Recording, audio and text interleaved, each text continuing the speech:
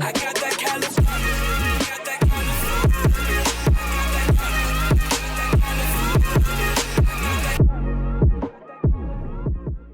It is no secret that Bardock is amongst the most popular Dragon Ball characters despite his limited appearances throughout the Dragon Ball franchise, which naturally makes me question the following. What makes Bardock a good character? But more importantly, I'd like to address what makes him a bad character. The reason why I pose this is thanks to Toriyama, Toei, and even Bandai Namco, we now have 4 different versions of Bardock, or at least 3 different stories to the same character. And yes, I did not miscount. The reason why I say 3 will make more sense later in the video.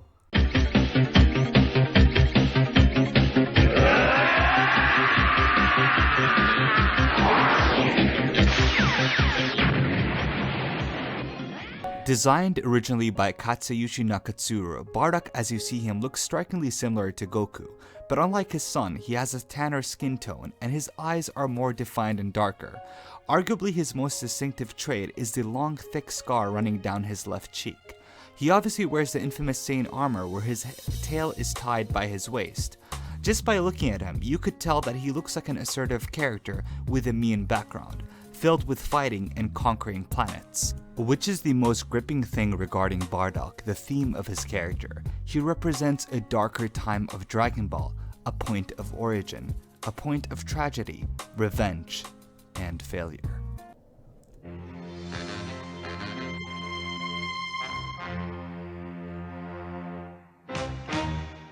These qualities of his story parallels with the story of History of Trunks, which explains why both are some of the most beloved specials in the series. Now, like I said earlier, in order to determine what makes Bardock a great character is largely due to the first time he appeared, the Dragon Ball Z special, Bardock the Father of Goku. Spanning around only 48 minutes, the writer Takao Koyama managed to craft one of my favorite Dragon Ball stories of all time. In fact, it was so good that Toriyama, upon seeing the special, integrated the character of Bardock to his manga out of sheer love, being the first movie character to be canonized in the series. Toriyama draws the exact scene of the Bardock special where he confronts Frieza, making a clear and obvious reference to that moment, which of course, later on, 24 years later, Toriyama says, oh hey, why not completely retcon that? But hey, I'm getting ahead of myself. We'll talk about that in a bit. そうですね。まさかこう芸能人じゃないですから。 Unlike every Dragon Ball movie, the protagonist of this special is not a hero. Although he died somewhat a heroic death, his actions speak otherwise.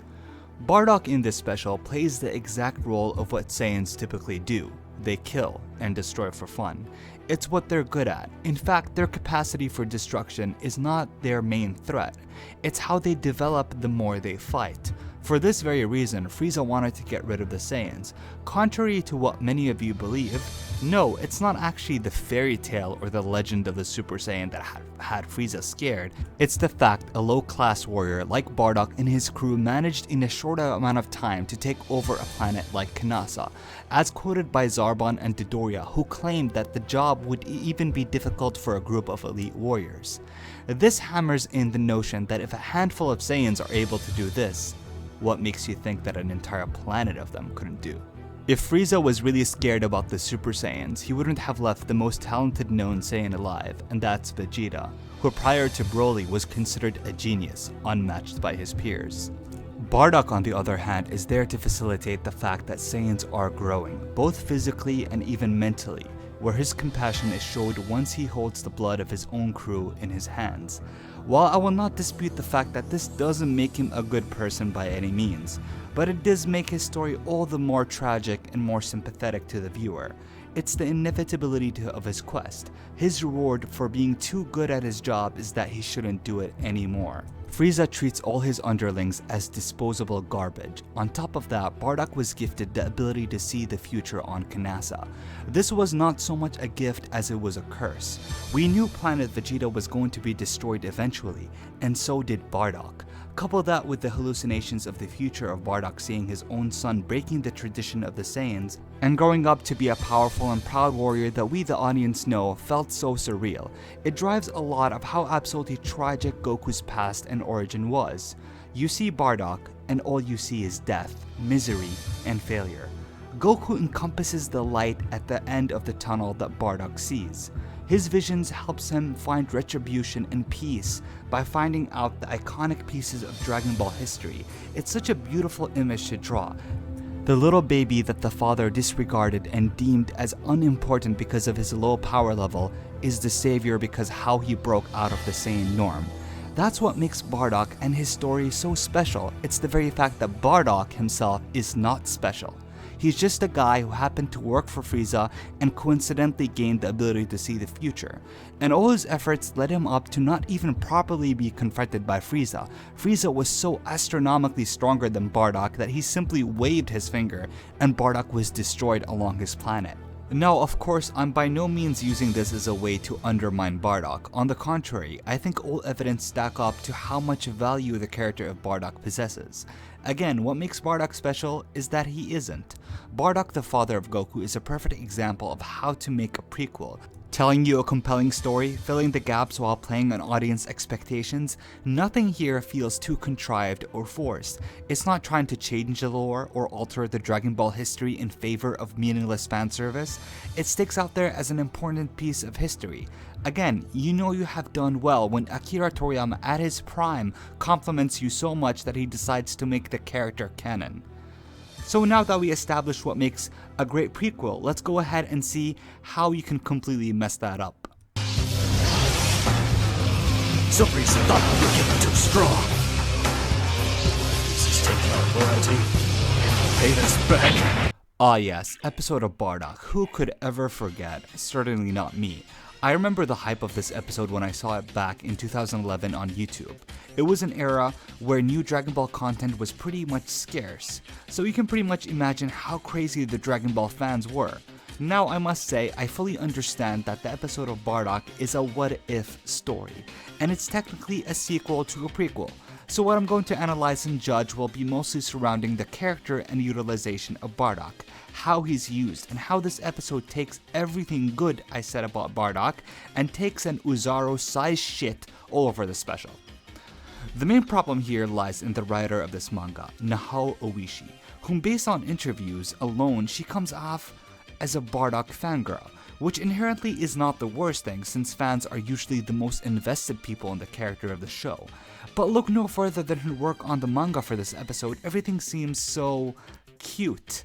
Bardock becomes friends with little tiny plant man, and oh, would you look at that, he becomes a Super Saiyan once his plant friend gets attacked by not Frieza. Oishi's own misguided emotions towards the Bardock character clouded her judgment towards making the story. She removes everything great about Bardock and undoes it by making him the first Super Saiyan. It's honestly cringeworthy to say the least. I mean, just by the beginning of this episode, the audience is required to suspend their disbelief to maximum proportions by accepting the fact that Bardock somehow was sent back in time after being hit by Frieza's supernova attack. That in itself opens multiple plot holes. But I digress. The whole concept of Bardock being this cute, grumpy old guy who actually cares for other people is absolutely stupid. It negates all the struggles and impact that Bardock had previously, which is what made him a great character to begin with. However, taking that character and stripping him from all these elements just to put a shiny golden hair on top of his head to sell toys and games makes him lose all value. So while I can understand that from a conceptual point of view, the episode can be fun and you have every right to enjoy it, if you want. But you cannot tell me that it's a good sequel to one of Dragon Ball's most amazing stories.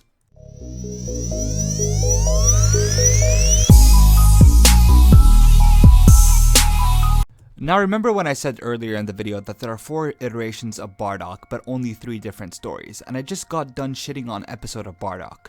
Well, would you believe me if I tell you that Dragon Ball Minus makes episode of Bardock look like a masterpiece? And that's quite sad given how it was written by post-prime Akira Toriyama in 2014 to promote his more impressive work of Jacko the Galactic Patrolman. Again, likewise with the episode of Bardock, we can ignore the fact that this manga already causes multiple plot holes, as we have already already seen the Bardock special reference in the Dragon Ball manga. While yes, Akira Toriyama never specified the events to be canon, it was still aligned perfectly with the timeline. However, Dragon Ball Minus tampers with pre-established Dragon Ball lore, introducing Gine, the mother of Goku. In addition, it introduces the awareness of Super Saiyan God and Frieza's anxiety towards these legends, and it would have been somewhat forgiven if there was an actual story here. Akira Toriyama completely misses the plot in this manga, and no, I don't mean that as an expression, I literally mean that he misses the plot, because there isn't one. Certainly not an organic one that fits the narrative and engages the reader, which is the most frustrating thing about it. You know why it's called Dragon Ball Minus? That's because it does nothing but subtract anything good from the Dragon Ball lore. You see, a lot of people seem to imply that it isn't fair to compare Bardock from Dragon Ball Minus to the special, given how limited time Bardock has in Minus.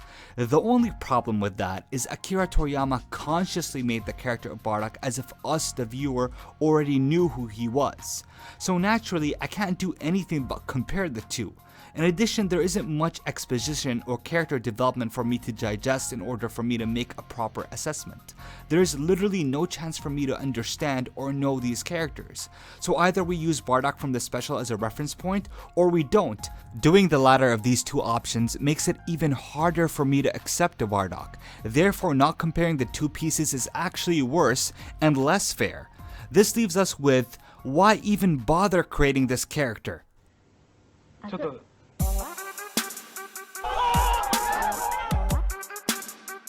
It is a shame that Akira Toriyama makes the viewer feel like they know less about Bardock after reading this manga. In fact, my sister, whom I watched the Dragon Ball Super movie with, was absolutely confused and taking out the movie once she saw the Dragon Ball Minus section, and that's despite her being a Dragon Ball Z fan. I even had to whisper in her ear and tell her just to ignore it. And that's honestly how I felt about it ever since I discovered the manga. It should have been kept away, locked up from anyone. And that's not because I don't like change and I'm a fanboy of the original, it really doesn't bother me. I welcome change, I relish it, but only when there is purpose. Like, Bardock is good-hearted, okay. He figures out that Frieza will launch an attack, okay. Frieza's briefed about the Super Saiyan gods, okay. But where's the build-up? Where's that characterization that I was talking about in the beginning of this video?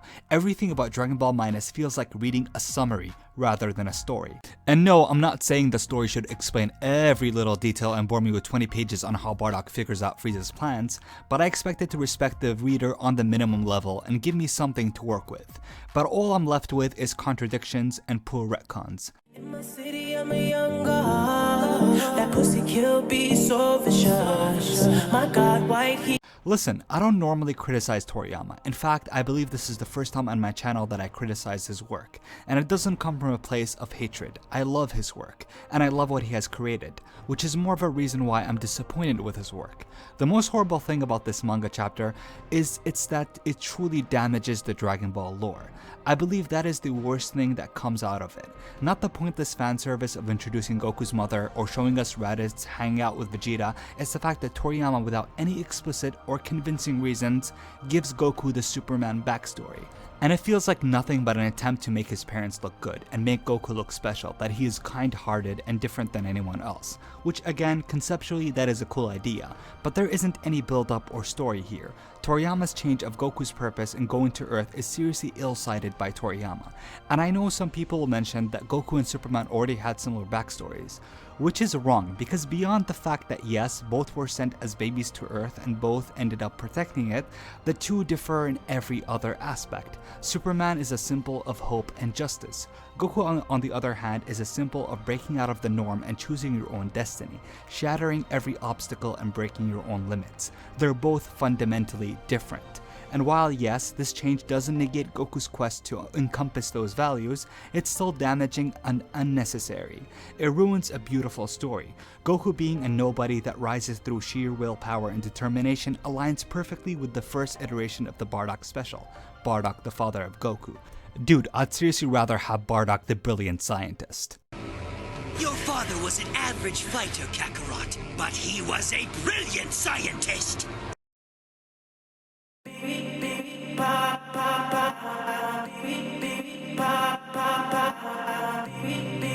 Okay, so since I've left this till the very end, you guys probably think I absolutely despise Masked Bardock, or Timebreaker Bardock, whatever you want to call him. But the truth is, his existence, while damaging to the original character, I still don't hate him, to be honest, because I understand that he's simply a fan service character and belongs to the video games. Now, don't get me wrong, I think he belongs in the same category as episode of Bardock, as they completely missed the point of Bardock, but nothing about Timebreaker Bardock makes me want to strangle myself, if you know what I mean. If you enjoy him, then fine, and I can accept him being a Super Saiyan, so long his character absolutely stays away from the main continuity, of course.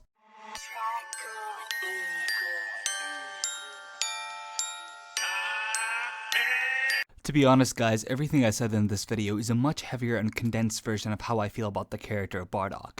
To put all this in perspective, the character of Bardock is used because he's marketable. He makes money, not because he makes sense. Anyways, I hate making long videos with no reason. I know you can run ads with 10-minute videos, but I would never do that unless I felt like this video needed to be this long. Thus, I initially was writing a Dragon Ball Super Broly movie review. However, I felt that a long portion of this review would be dedicated to what I was saying in this video. Therefore, I made this. So if you made it this far, I really appreciate you, and I thank you all of you guys for the continuous support. You guys are amazing. Please like the video, it really helps me and it gives me more motivation to make videos. Thanks again, and I'll see you guys in the next video. Peace.